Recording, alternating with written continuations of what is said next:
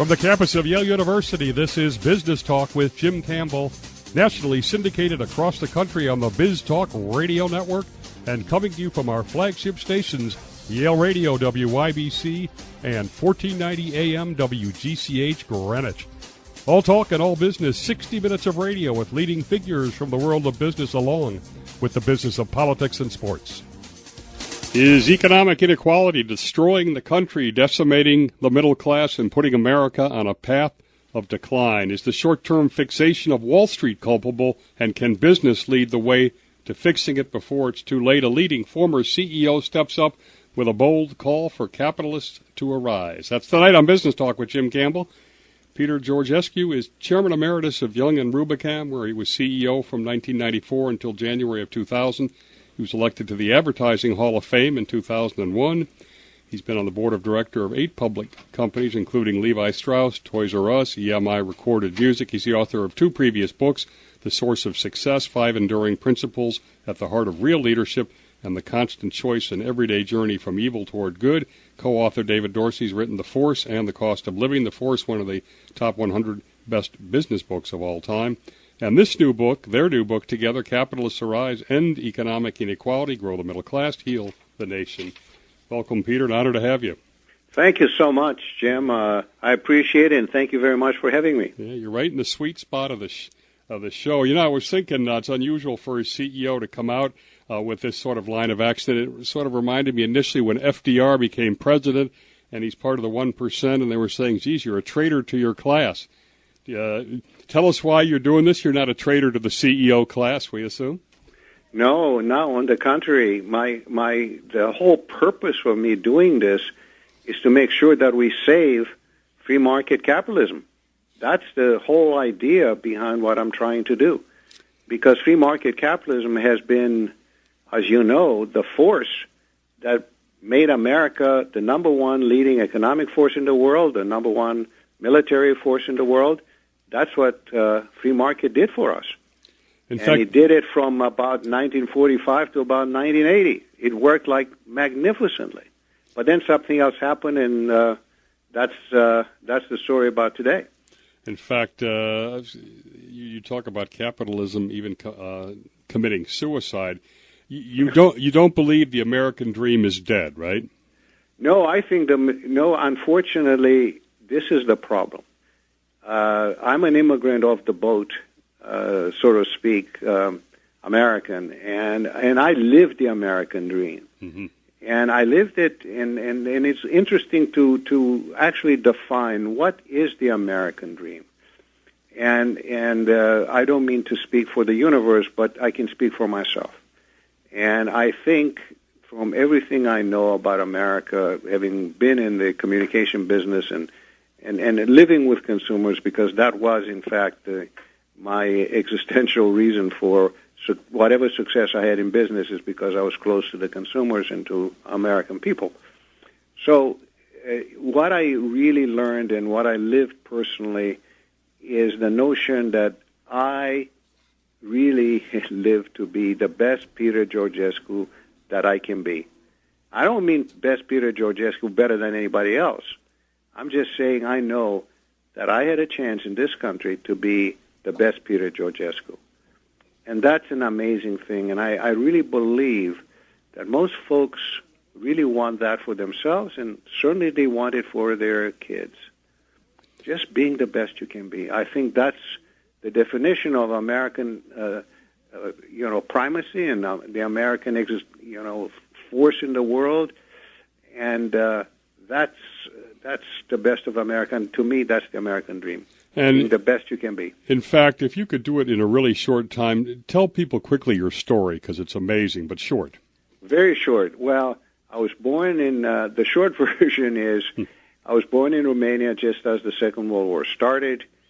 My parents were Romanian. My father was arrested because he was in the oil business and worked for Standard Oil of New Jersey, Exxon, really, today. And anyway, survived the war and the prison, and we're a brief family.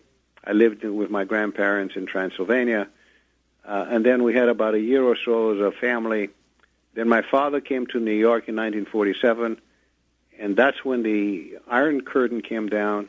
The Soviet Union took over all of Eastern Europe, so he couldn't go back to Romania. He would have been killed, and so would have my mother. So they were, in fact, stuck in New York, thank God. And we were separated for 7 years. And I say thank God because they wouldn't be alive if they were in Romania, nor would we. So anyway, they arrested my grandfather, famous politician. They killed him in prison. Then they arrested my brother and myself. We were put in a work camp. Jeez. And did hard labor from about the age of 10 plus 11 to about age 15. Cleaning sewers, 12-hour days, no schooling, 6 days a week with not adequate nutrition. And that was then. And then they tried to get my parents to spy for them. My father refused. They went public with the story. One of my many guardian angels called on my dad. She was a woman, Frances Payne Bolton from Ohio. She was, believe it or not, in 1953, she's chairman of the Foreign Relations Committee in Congress. Can you imagine what kind of woman she was? And she called my dad and said, I'll get you boys out of Romania, Mr. Georgescu. Don't you worry about it. And in the end, she did. She knew Eisenhower very well because she helped him get elected president. And I suspect she went to his office and said, Mr. President, get the boys out of Romania. He probably saluted, said, yes, ma'am. And we got exchanged for a bunch of Russian spies that we held in America. So it's an amazing, that's my story. Amazing story. And in fact, if I have it right, you didn't have any education for several years. No, you went about to 4 years. You went to Exeter, not even speaking English. Well, listen, that was another part of America at that time. The principal called my dad, said, I want to keep your place for your son in my school and just help him learn English. I went and saw him. He liked me. He told me that if I could pass the courses on my own by the first year, I'll get to stay. If not, he'll find the right school for me. Of course, I had no clue what he was talking about. I was smart enough to say, yes, sir. On the way out the door, he said, by the way, what grade would you like to be in? I said, again, not understanding, I should have said, how about 6 years? And he said, I said, well, I like to be in with boys my own age. He looked at me, a smile came on his face, lifted up his hand, and said, what difference does it make? You'll be a sophomore. So that's how I got into Exeter. But no, but the hero of those stories really are not me. The hero of that story is America. In this country, unique in the world, where so many good things happen to an immigrant boy. It's amazing the level of compassion, the level of care, and as I said, I became part of American exceptionalism. All right, which meant being the best you can be. Now let's move up to the present, where the American dream seems to have stalled a bit. Yes, it has. The book has some. Since 2008, 91% of income growth has gone to the top 1%, which obviously drives income inequality. And here's what I want to talk about now. 60% of the population are staying afloat through negative cash flow deficit spending. 60%. The bottom 10% have $15,000 a year of negative. A third of the households would default on this kind of a spending trend. Give us a sense of these stats. Well, the stats it's amazing. This is how I defined inequality, because when I started to write the book, I was concerned. I didn't know how to describe it, because there's no, you can't just look at income. That doesn't tell you everything, or not enough. So I had this epiphany that if you take some measurements which exist in the Bureau of Labor Statistics, which says you take all the income, and I mean all the transfer benefits like unemployment insurance and food stamps and all the government support systems, all the income on one side, all the expenses, no taxes on the other side, everything that has to do with expenses, including taxes. And I wanted to know what's left in the kitty at the end of the month, the household kitty. And that's how I came up with a figure that almost 60% of American homes, very close to that, have to borrow money to put food on the table. Wow. And that's a terrifying number. It's absolutely a terrifying number. And the next 20%, which is your upper middle class, when you do the same kind of analysis, at the end of the year, the upper middle class, they used to have a lot of good stuff, couple of cars, maybe a kid in a prep school, and a house in a mountain or cottage on a mountain or the seashore. Those guys at the end of the year have $8,500 left over after they pay all the expenses. Now, this is why Joe Stiglitz, Nobel Prize-winning economist, said 4 out of 5 Americans will experience some form of poverty in their lifetime. Wow. And that correlates with the numbers I just gave you.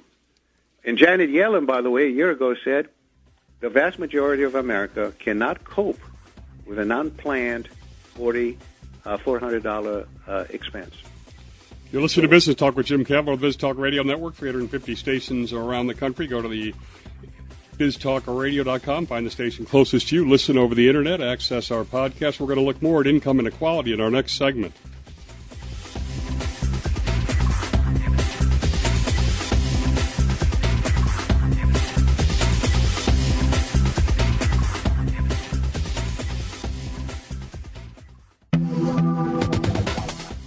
We're back with our guest, former YNR chair and CEO, Peter Georgescu. I want to do one other stat, and then we'll start looking at some of the roots of this. We've always had this pride in America of that we're not a caste society, that people can move up from the bottom right to the top. And you reveal in this that we now have the highest level of immobility and inequality through the Gini coefficient, which measures that. Talk a little bit about that. Yes. Well, this is we were an amazingly democratic and equal society over the years. And in fact, this is during that golden year period between 45 and 80. The middle class of America was the largest economic market in the world. And so that was a phenomenal thing. And today, as I said, about 80% of the people are really hanging on by their fingernails, not to get into deep bankruptcy-like economic conditions. 20% of us are doing great. Life is as good as it can be. So the Gini coefficient is really a measurement of the level of inequality. And if you look at the developed world, the developed markets, the major 27%, those are the so-called OECD markets. And we rank really in the bottom quartile in terms of equality. We went from number 1 to the bottom quartile. Unbelievable. And if you look at in terms of mobility, social mobility, so what does that mean? It means getting from the bottom quartile to the top quartile in one lifetime. Mm-hmm. Again, we were number 1. And now today we're again at the very bottom in terms of immobility. It's called the Gatsby curve. And that's what it's called. That's the measurement for it. We were amazingly mobile and amazingly equal. And now we have the largest inequality in recorded history of America. So this is serious stuff. Let's look at some of the roots of this problem now, because it is serious stuff.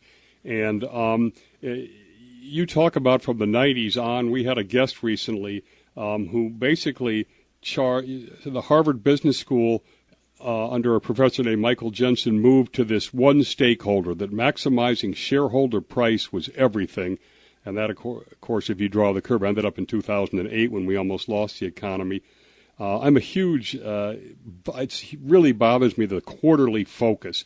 Talk about the root of this problem from the sense of stock prices and Wall Street. Mm-hmm. Well, yes, that's why I was trying to draw a difference between what happened in 1980, about there, give or take a little bit. We had a recession in the 70s, and then in about 1980, a new mantra took over. So the free market capitalism, which meant you took care of the customer, you took care of your employees, the corporation itself, the communities and the nation, and then the state shareholder will do fine. And they did. Now, after that, almost a theological move came in that said, well, the reason and only reason for business is to maximize short-term shareholder value. Mm-hmm. And the beginning of that was the University of Chicago and Milton Friedman. And that was in a major op-ed in the New York Times. And that became this major change, and business jumped on it, and government jumped on it. They killed labor unions. And I must confess that I'm a pro-labor union guy, except that labor unions almost decimated themselves. Because for years they said, I don't care how well business does, so long as I get more. Well, you can't do that. Business and labor has to be united and say, look, number one job is to increase the pie. Then we can wrestle about how you split it. But first, let's make sure that business succeeds. And so that was the beginning. And then, we, the plutocrats, the guys who were really well-educated, who really made the money and so forth, took over a lot of government policies, a lot of tax benefits. And, we're talking, let's say, entitlements for the poor, where there's an awful lot of entitlements to the rich, like all the tax loopholes, capital gains, etc. And so, more and more, this morphed, and everything was now to the shareholders. In 1945 and 1980, the rate of increase in salaries and wages was equal to the productivity increase. It was really one line. Mm-hmm. And then from 1980 on, productivity went up, innovation went up, and wages have stayed flat for 40 years. So this was a major contributor to this absolute horrific inequality. And again, income inequality by itself is not an evil. But when it gets that large, and when people, in fact, lose opportunity, that's the problem. You said earlier that, America was not a caste system. Now it is. We are inventing, in essence, an India-style caste system. Wow. Because inequality is a problem, and to also let's give the whole picture. Also, globalization took away jobs, and also technology took away jobs. So you combine what business has done with not paying people enough money, plus technology and globalization took away some jobs, a lot of government policy, again, piling on, and we've created this really devastating, and I'm using the word devastating, condition in so many zip codes in America. And they're right next door to us. Most of us live in silos. We don't go there. And there is a horrific situation. It starts with poor education. Education, public education, which is about 95% of American schooling, secondary schooling is public schools. And they're paid by real estate taxes. Now, you have no income, you're not paid very much. You can imagine the quality of that education. It's horrible. There's no preschool, none, zero. There's really no kindergarten stuff, hardly ever. Only in 22 states there are kindergartens, and they're too expensive, and most of those people can't afford it. So the kids, by the time they get to first grade, are already, the game is over. They can't compete. And then the quality of those schools compared to where the really rich folks are, who can really put them in charter school and put them in private schools and even give a lot of money to even to public schools in the rich neighborhoods. And there's some great high schools, public high school, they're great. But they get a lot of support from the neighborhoods, the rich neighborhoods. So, that's the beginning of the problem, and you take 40 years and you get into the situation where we are today. So that's sort of the major causes for how we got to where we are. All right. And business is a major contributor to that problem. We'll do a little bit more education later, I'd like to. In the last minute of this segment, though, do your fellow CEOs realize the degree that this is a crisis, and are they handcuffed because of the activist hedge fund managers who want instant results? Okay, in a minute, let me just say, no, they're not fully aware of it, because they too, all of us 20%ers live in a bubble. We live in our own nice bubble, and life is as good as it gets. So they don't fully understand that.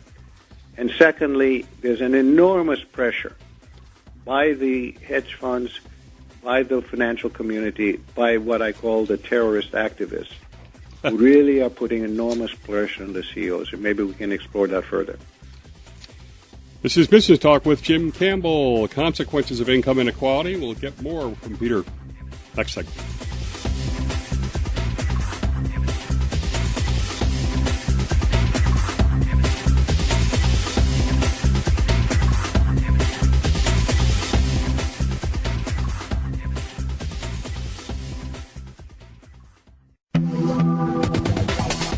Back with Peter Georgescu. He's written a book, Capitalists to Rise, End Economic Inequality, Grow the Middle Class, and Heal the Nation. I want to go back a little bit to the short-term thinking on the business side now, and perhaps a lack of understanding about how serious this is.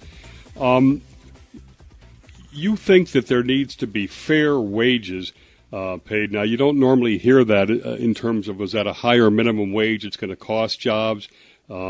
You used it under $100,000 folks that haven't even kept up. Do you think that this needs to partly be fixed by stopping the financial engineering, which is stock buybacks, and allocating money in that direction instead of to what's called fair wages? And why would adding cost be a good thing in your mind? It will not be a good thing. It will be a fantastically good thing. Interesting. Fantastically good thing. Let's look at the fundamentals. First of all, the reason that free market was named capitalism was because money, capital, was the real differentiating. They were the value creators, were the capitalists. If you had money, you build factories, distribution system, you use a lot of advertising, etc., and you're successful. In the 21st century, things were totally reversed. Look at the value of money.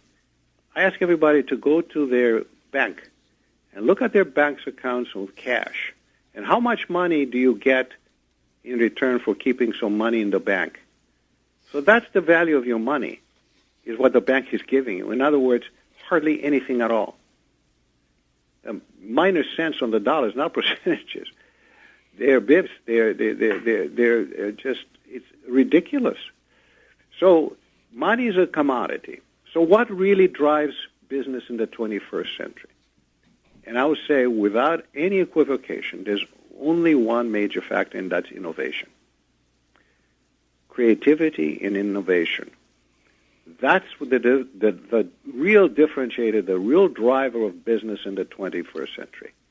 If you don't innovate, you're going to die because somebody's going to come and eat your lunch.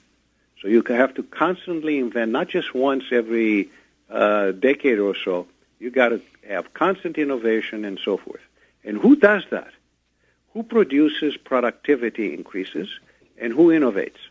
Not the CEO, not the C-suite. That's your employees.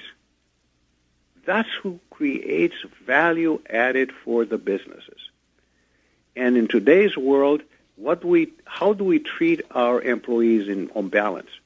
And the answer is miserably. They've become a cost. And what do you do with a cost? You ratchet it down. Mm-hmm. That's the only thing you know how to do to a cost. And people are not a cost. They're the opposite. They're an investment. So you have to treat people with respect and dignity. Why else would somebody wake up in the middle of the night and say, I'm going to really worry about how I'm going to increase the productivity of what's happening on my factory or my business or with my customer?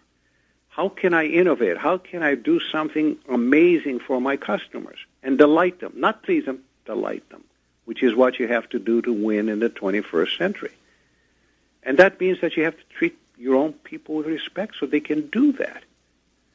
And that's why I say the value creators in the 21st century are your employees. And they have to really be looked after with care. And that's why I'm saying you take care of them, and you're going to do phenomenally well. That's a proven fact. What hit me is I started at IBM way back in the late 70s. My wife is still there. And IBM then was full employment, which was a world that doesn't exist anymore, but huge investment in employee training and everything. And I look at what IBM is now. They've been doing financial engineering for the last several years. All they've been doing is buying stock back, increasing debt, which for a tech company alone doesn't make a lot of sense. I want to ask you, can you tell us some stories, some CEOs or some companies that you think are doing this right? Well, I'll tell you, I have a partner that I work with in this quest to really address the inequality issue. And his name is Ken Langone. Yeah, very well-known guy. Very well-known guy, businessman. He was the founder, one of the key founders of Home Depot. And he will tell you that the most valuable person in that company is the man on the floor.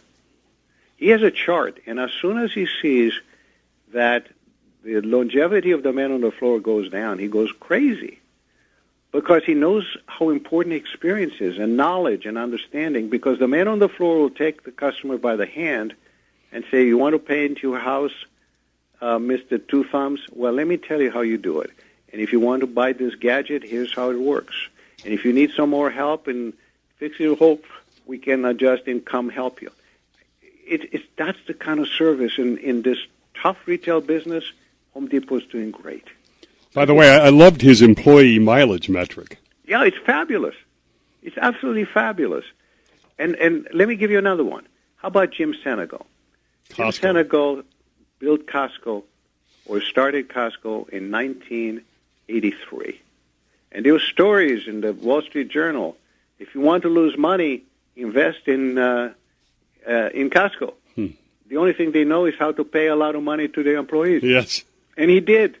He took the Walmart-type guys and doubled their salary of what Walmart paid. And that's why he got the negative press. And he paid, he gave a lot of TLC and treated their suppliers very well, etc. And since 1983, he compounded at 16.3%. Which is mind-boggling. 1983. That's mind-boggling. Yes. That's doubling in less than 5 years. Exactly right. And how did he do it? He cut down all the other.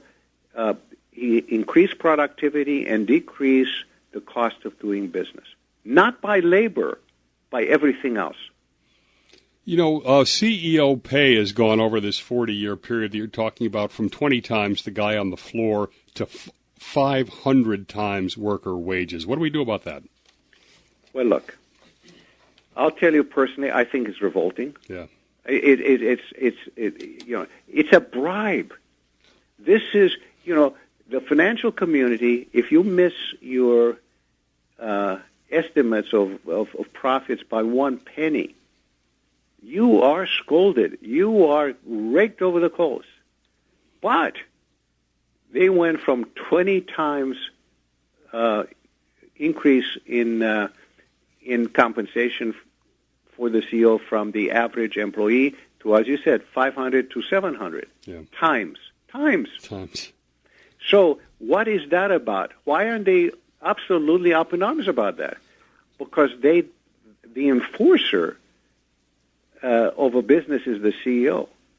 And so they don't mind paying the CEO a whole lot. And so the CEO is aligned with the financial community, not with the business, with the financial community. Because if they were aligned with the business itself, they wouldn't do the financial engineering. They wouldn't in fact have wages flat for 40 years, and they wouldn't decrease the amount of money they invest in R&D and basic research, which is what we're doing. So we're becoming less and less competitive on the global market. So those things, a CEO, if left to their own devices, they wouldn't do that. But now we enter the financial market that demands that, or else you get fired. And you have this activist. I'm all for activists. I think that's fine. But the activist role is to help a company, to help the CEO and the board of directors to do better, because they believe the value is there. Or even if they buy a company, they buy to hold, not what the terrorist activists do, which is to come in, take all the cash out, put 100,000 or whatever, however many people they can on the street, and then they flip it. Now, that is a disastrous thing for an economy. And it's the opposite of Warren Buffett, who's my hero. Exactly. Warren Buffett said, my favorite holding period is forever. Let me ask you this now, and by the way, I think you came up with these. Great brand. The mind is a terrible thing to waste for the United Negro College Fund, and come see the softer side of Sears, which I love, before Sears collapsed. Explain to people, if you can, simply what you mean by maximizing short-term shareholder value, which seems like a win, is actually eroding long-term value and the importance of brand building to get real value. Try and explain that so folks can understand it. Well, here it is. You see, to be successful in business, particularly in the 21st century, you have to invest in your company. And what I mean by that, you have to invest in R&D, in research and development. You have to look at the opportunities to expand your business in adjacent businesses or go into new markets using the elasticity of your brand. In other words, how broad can you really use your brand in the marketplace? And also, what is a brand? A brand is really an annuity. It's there to give returns again and again and again. But not in today's environment. People don't invest in brands. I know that because that's what I spend my life, building brand strength. Mm-hmm. And it doesn't happen today. What we do is to milk the brand. We do promotion after promotion after promotion. Why? Because you have to make your quarterly numbers. And if the revenue, organic revenue, doesn't go up, because look at the world in which we live. China is in trouble. India is still struggling with their own development and infrastructure and the rest of it. The Abe revolution in Japan never took off. Latin America is absolutely a disaster area. Britain now with Brexit is in deep, serious trouble. And Europe is barely coming out from dipping back into recession. So you look at all those things and you say the world is in deep trouble. Yeah. Kind of scary. Our final national segment, we're going to look at the way forward.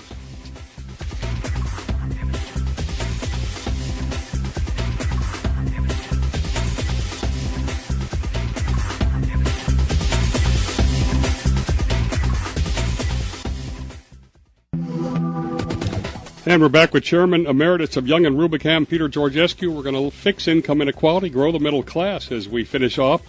You talk about the need for a living wage, and you don't see it meaning less jobs. What do you mean by a living wage, and what do you mean that it's not going to be a trade-off of losing jobs by raising pay? Right. So I look at the current, if you will, employees and break them down into two segments. I look at the very poorest folks that exist. Those folks probably making $20,000 or less. Mm-hmm. Those are the poor in America, and those are the folks that I say they need help.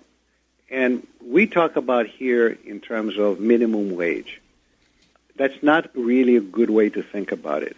I like to think about it as a living wage. And in every market, and I don't like, by the way, a one number, like $15 or $20 or $9 or whatever it is. Mm-hmm. It's wrong, because what it takes to have a living wage in Peoria is different from New York, and Bangladesh is different than Paris. So we got to look at geography, you got to look at the market, you got to look at the basket, if you will. You know what the cost of living is, because you could look at a basket of stuff of what's it take for a company to have to be alive and have enough money to feed the kids and have a roof over your head, right? So there's a minimum level in each market that we should look at, and that's not difficult to identify. So that's what I mean by a living wage. For the rest of the folks, I said let's have a fair wage. And what do I mean by that? And I will tell you that I'm not a believer in wealth redistribution. Mm-hmm. People need to work, both to work to earn a living and for the pride and dignity and self-esteem of working. So I don't like the idea of giving people a universal salary for the year just to be alive. We all need to work and earn it. So what do I mean then by a fair wage? I mean not just increasing wages automatically by XYZ%. What I mean is to share the incremental value that employees produce in productivity increases and innovation increases. They do that, they earn the right to share in that added value. And that's what I think the extra compensation is about. You earn it. Very good point. Now let's talk, obviously, if we're going to ask CEOs to behave differently, how are you going to restructure CEO pay to incentivize that? No, let me be absolutely, totally honest with you. And I said, that's not where I first go at it. The first thing I want the CEO to do, because there's plenty of money there. Mm-hmm. The amount of money the CEO earns in aggregate is not the big deal. Mm-hmm. The big deal is the stock buybacks, which are useless, the excess dividends, which is unfair and unreasonable. We're now back to 1933. The amount of money that we pay in dividends is that high. It's about 36% of operating income on average. And so that's outrageous. And so there's plenty of money. And by the way, we send $1 trillion of cash overseas so we don't pay taxes, which is also outrageous. So that's the place to start, because the CEOs have to do that. I don't want the government to tell business how much they pay anybody.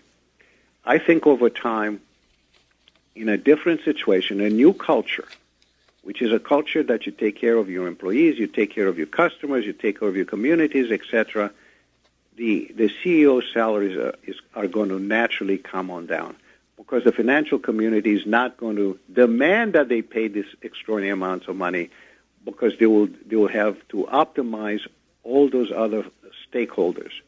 And so I think that the first thing you got to do is to take care of your company and you take care of your people.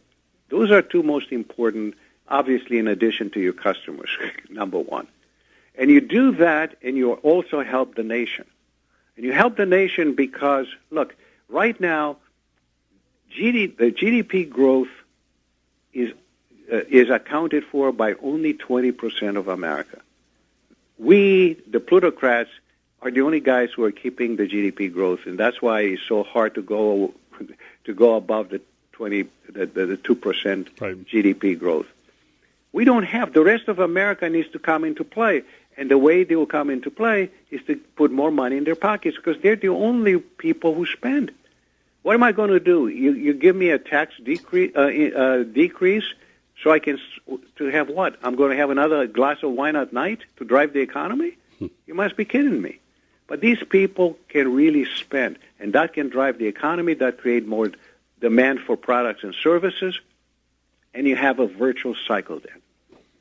That's the kind of thing that we do to go forward. And you believe that pay increases for the C-suite should not be any greater percentage than the employees are getting?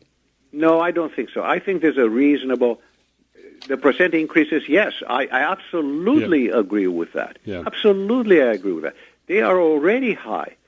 So the percent increases, we want to bring the percent increases for the employees at the level that... the increases in the C-suite have been.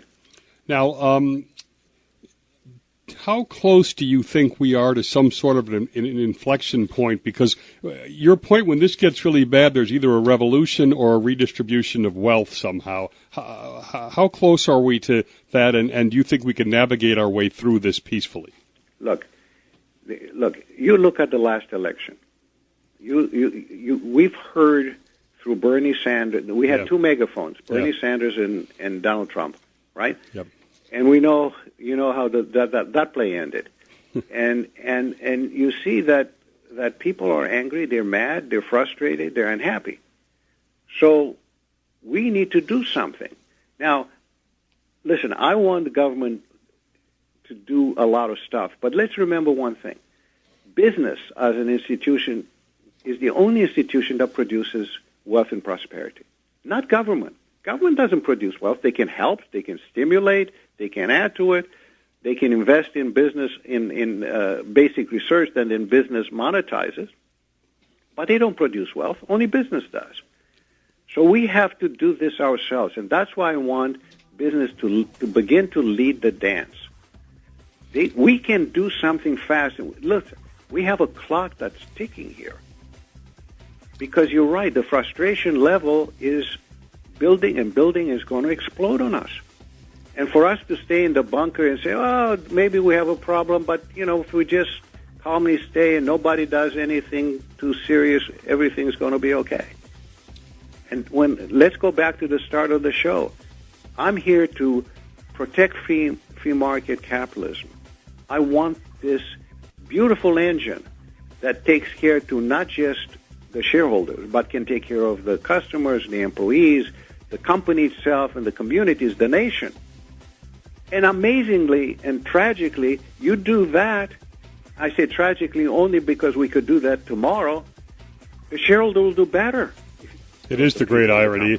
I want to thank Peter Georgescu, really a visionary on a crusade to essentially save us from ourselves. The book is Capitalists Arise, End Economic Inequality, Grow the Middle Class, Heal the Nation. This has been Business Talk with Jim Campbell. Thanks to Peter Georgescu. Thanks to our national audience for listening, and we'll see everybody next Sunday on Business Talk with Jim Campbell.